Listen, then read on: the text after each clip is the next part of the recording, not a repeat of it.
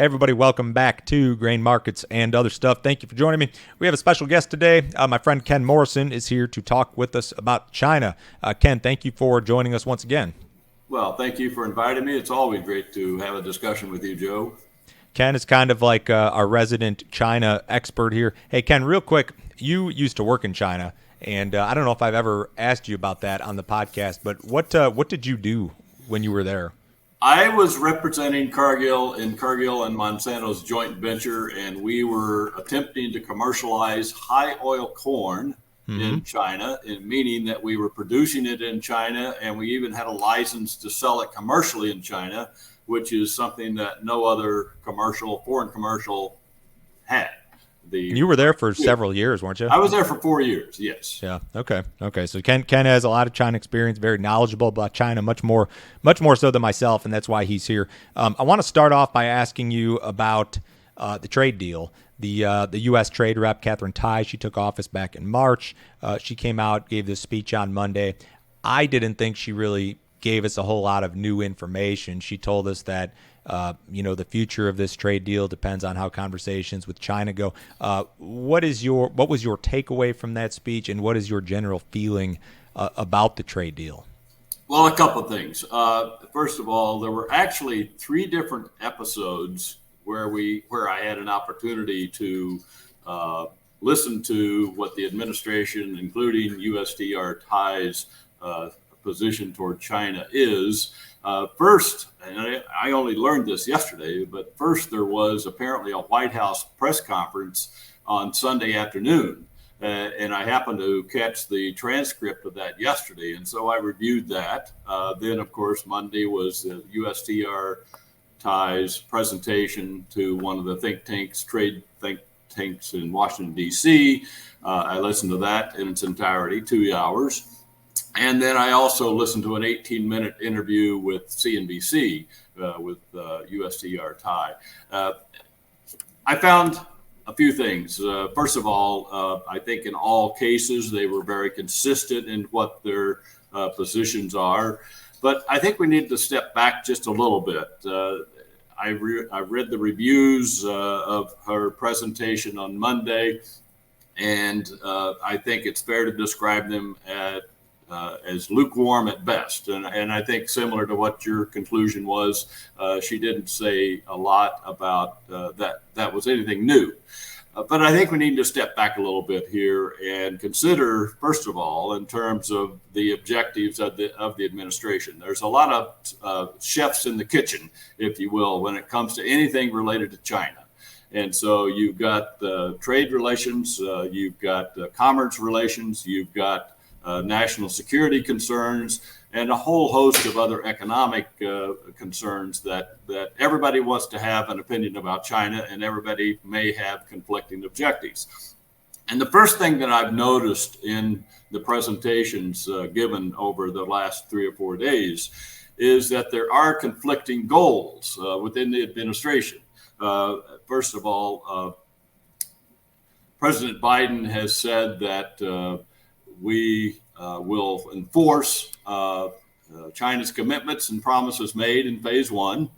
But then I say, well, look, let's think for a second, because if we go back just specifically on the agricultural side, back to day 1 of the phase 1 agreement, there is nobody that I'm aware of that believes that the dollar figure trade targets were anything close to reality.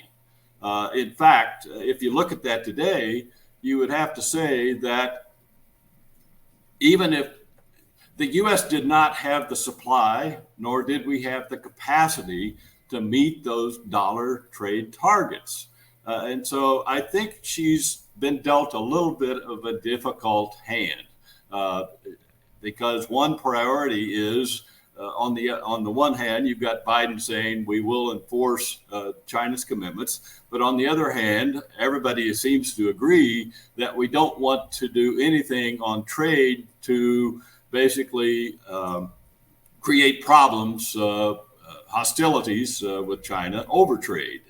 So first of all, so I think there are obviously some very conflicting and going to be very challenging objectives that I don't see a way to meet them. Uh, the other takeaway is she strikes me. First of all, I'm very glad that we have a Chinese Mandarin-speaking USTR to deal with China. So I think that certainly is a plus. If you're gonna have a chance of winning, you need to put the best team on the field that understands the game. You pitch Wainwright against Scherzer tonight in a big playoff game, and so you send a Chinese-speaking USTR ambassador to China to work with China. I think that's a plus. So I'm optimistic from that standpoint. But I think she rightfully said that she set low expectations for the outcome with China, and she did a very masterful job of dodging questions about how we would go about enforcing the trade commitments. So I guess my takeaway is, as far as putting China's feet to the fire on past commitments, I think we should get it out of our head.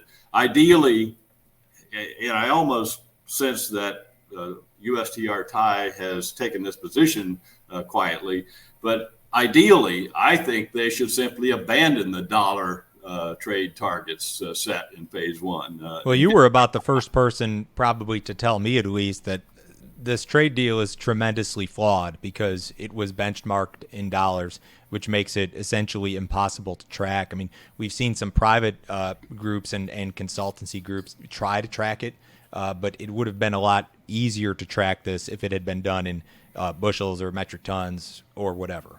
That's right. And the other thing that you're right, Joe, I from day one said that this deal was flawed and it had many flaws. But one of the major flaws that I saw is that you were trying to impose managed trade on two sides that, in the case of the U.S., we've never believed in managed trade. And more importantly, the largest component of any trade deal is going to be soybeans to China. And in that respect, Chinese crushers is the private industry. You can't force the private industry to do things that are uneconomic. And if you did, you would be in violation of WTO commitments by the U.S.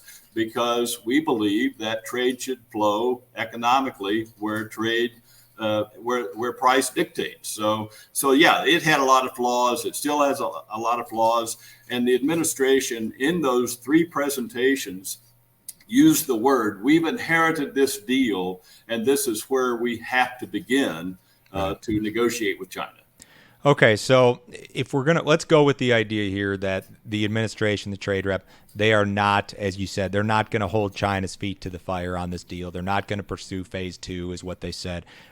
Let's get to actual Chinese needs. They have some issues there. Expansion of the hog herd has kind of stalled. That has led some people to believe that feed demand may simply not be there. I know they've got some issues at their crush plants. They've got power issues. What sort of demand issues do you see there as being obstacles to additional Chinese purchases? Let me just clarify one thing. My comment specific to not holding China's feet to the fire is specific to agriculture. And I'm reading USTR Thai as saying that she actually believes that China has effectively, not in dollar terms, but effectively met the spirit of the agreement in agriculture. Okay. I mean, if you look at the trade, we've set all sorts of records in corn and nearly a record in soybeans. However, the other point that I would make there, and this also goes back to the negotiation, it wasn't communicated very well, but subtly I heard and saw Chinese officials refer to kind of a clause that said our agreement is based on our demand. And so in that respect, I think in my mind, we should probably be considering the baseline for China's import needs would be something similar to that of 2017, which is kind of where the soybean sales to China have ended up in the past year or so. So that's the baseline. I think hog prices are certainly at very challenging levels in China. They're losing money. And as a result, in fact, I think the sow numbers in China declined in July for the first time in like 21 months. And that of course, tells us that prices have got to levels that hog producers are actually liquidating their factory of future inventory, if you will. So I really am concerned and have been concerned even going back to prior to the August 10 forecast of USDA. I was 100 million bushel below the USDA in terms of total soybean exports, and I don't see any reason to be more optimistic than I was then. So, I think that we're going to see some downside revisions in China's soybean import number relative to where they are. Speaking specifically to that, USDA's current soybean export forecast is 170 million bushels below last year. The current sales are actually 500 million bushels below last year. So I think that's going to be a very difficult gap to close, especially as we consider that Brazil is likely to produce a record crop. And that crop, given the planting progress to date, looks like it's going to begin to come off late January, February forward. So it's going to be very it's going to be very difficult to make up the ground that we are at relative to the forecasted exports. So Chinese, I believe, if my math is correct, Chinese purchases of new crop beans for this marketing year, if you put it in percentage terms, they're behind like 40% versus last year. But last year was a record. And USDA, essentially, just to summarize this, is kind of projecting that we're not going to quite be at those levels again, but they're only calling for like a 7 or 8% year-over-year reduction in total exports out of the United States, and total export sales, I think, are down 36%. So we have a big gap there. How much do these issues at the Gulf and do the record Brazilian crop from last year play into what's going on now in regard to sales and the slower pace of sales, I guess you could say? Well, it's cost us some business here in October. There was clearly a period of time when U.S. exporters would not even offer October shipment soybeans over the lack of certainty as to when they'll even regain power. So once that business got done in Brazil, and there was a 2 or 3 week period where there were 10 to 15 cargoes a week trading out of Brazil for various positions October forward. So that's business that we've lost. It's not going to come back, I don't think. So our major opportunity is going to be probably still a little bit of open business for late October shipment, but China looks like they're pretty wide open for November and December. And that looks like it should be 90%, if not more, of U.S. business. I mean, Brazil's supply of soybeans is pretty well tapped out by now. So when you look at, and this is projecting far into the future, but when you look at USDA's export projection for U.S. beans this year, 2.09 billion bushels, I mean, would you make the argument that is it 100 million too high? Is it 200 million too high? Or is it too early to even talk like that? Let me put it in these terms. For the upcoming October 12 supply and demand, I submitted today an estimate to Bloomberg that indicates the ending stocks for U.S. soybeans in 2022 will be 300 million bushels. And of course, part of that increase relative to last month is the 80 million bushel increase 2020 production. But as I said earlier, I believe that exports are at least 100 million too high and maybe much more. Okay, so soybean export sales are soft. A lot of people are talking downward revisions. Corn, I think, is a much different situation because China does have a record book of U.S. corn purchases for this current marketing year, yet they have been like totally off the radar and absent since the end of May, basically. when it comes to corn purchases out of the U.S. for this year. We just saw that report from the attaché office in China talking that we're not going to be 26 million. It's going to be more like 20 million. Why has China been totally absent? Do they even need the 10 million or 11 million that they already bought? This is kind of a head scratcher for me personally. What I see happening there is, of course, first of all and foremost, the domestic prices of corn in China have really come down a lot over the past few months. They're going to have a big crop there, aren't they? Yeah, I think looks like the forecasts are basically record crop. Yeah. And what was contained also in the attaché's report that you and I saw today is that feed demand is slowing. In fact, he looked at total grain feed demand, including wheat, barley, grain sorghum. I think he even included rice. Total grain consumption, he says, will only be up 2% year over year in 21-22 relative to the year just finishing. So feed demand is slowing. But getting back to your specific question, yes, they've not been active in the U.S. corn market since May. And from what I can tell, they've not been active in Ukraine, which is going to be their first go-to market. Ukraine right now is at a discount to the U.S. on a landed basis in China. So I would be keeping my eye on the Ukraine corn market as a clue as to when China may or may not come back into the global corn market. The difference between corn and soybeans when it comes to China, of course, is that China has historically been such a big buyer of U.S. soybeans. Yet last year was a total anomaly when it comes to corn, and they imported a record amount of corn, like 3 times the prior record or something along those lines. Yeah. I guess the question that I have, and that I think a lot of people have, was last year's Chinese corn imports, was that a one and done deal, or is this something that is going to continue? Maybe it slows this year, but are they going to become a consistent importer of corn like they are in soybeans, or is this something that was more of a short-lived type thing? I think last year was a slight anomaly on corn, but I think the broader question you're asking is, can they be a reliable, reasonably large corn buyer over the next few years? And Yes. I would say yes, they will be in the global corn market as an importer at some level over the next few years.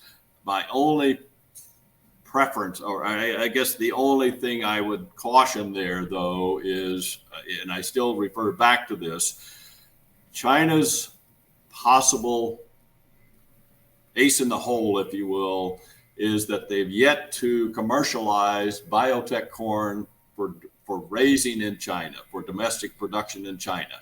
And I think that that's something that is coming.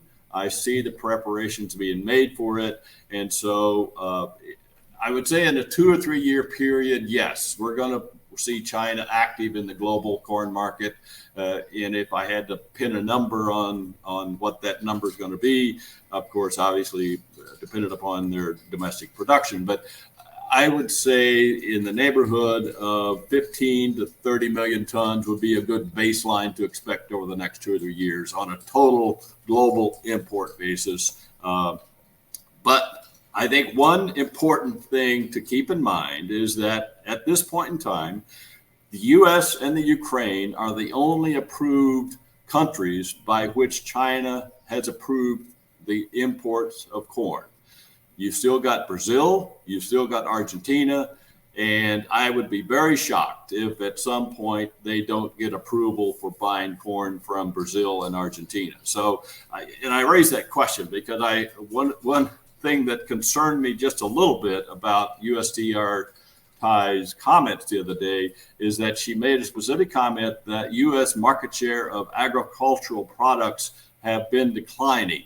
Well, that's true, but there's nothing that you can do in trade policy to change that, because we all know why it's been declining, because acreage in Brazil keeps rising. And it looks like, based on the 2021 acreage planted in the U.S. acreage is actually on the decline. So there's nothing trade policy that I can see is going to change the fact that market share is a challenge. I have one last question for you. I didn't mention this to you before we talked, but I had read a couple different things. I think last week suggesting that China was going to kind of back off its ideas regarding ethanol, and I know that they had pushed or were pushing at one point for this nationwide ethanol mandate, and there's been some change in thought there. What is the latest that you've heard or are you aware of on that? I'm not aware of anything that. I don't think it was like an official statement. I think it was like just sources indicate or whatever, one of those deals. I would only say I've not seen any reports to that regard, but I would only say, first of all, the industry is operating at a very low capacity now. I think that makes sense when if you can import ethanol at more economical levels than you can produce it, especially when your corn supply is tight, then that's what you should do. So I would not be surprised if they de-emphasize that, but I haven't seen that. Good deal. Hey, guys, that's Ken Morrison on the Markets. I will leave the link to his website in the YouTube video. Ken, thanks again for joining us here. Always a pleasure. Always a pleasure here, Joe. So thanks, and we'll do it again. We'll see you next time. Okay. See you.